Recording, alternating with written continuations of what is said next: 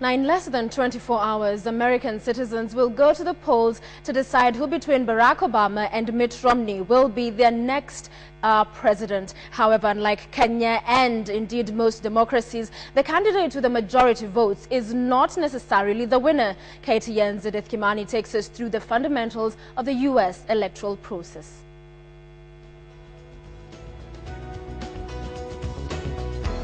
The United States voting system is a somewhat complex affair that has taken years to perfect. The way it works is fairly different from the Kenyan process, but mostly because of the way the votes are tallied.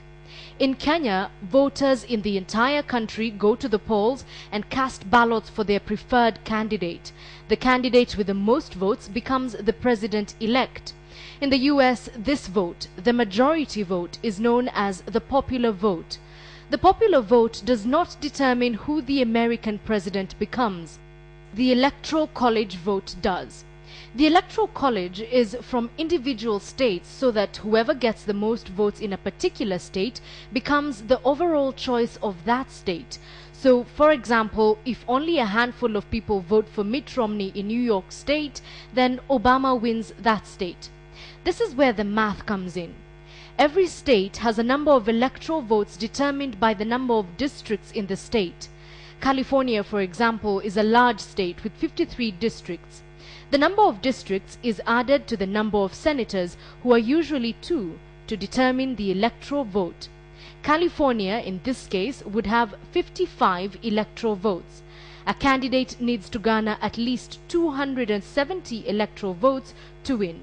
There are states, however, which are known to be traditionally Republican or red states, and others that are blue states, those that elect Democratic candidates.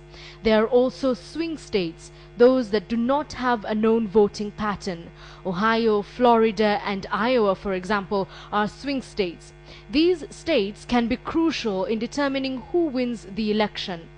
This entire concept is perhaps best exemplified by the 2000 US presidential election. Al Gore, the Democratic candidate, won the popular vote, managing to get over 500,000 votes more than Republican George Bush. Bush, however, won the Electoral College by winning the Florida vote. American citizens also have the luxury of voting early. These voters are known as absentee voters, those who, for whatever reason, will not be available on voting day. Health workers, military forces, and military families fall in this group, although they have traditionally been known to vote Republican. Edith Kimani for KTN.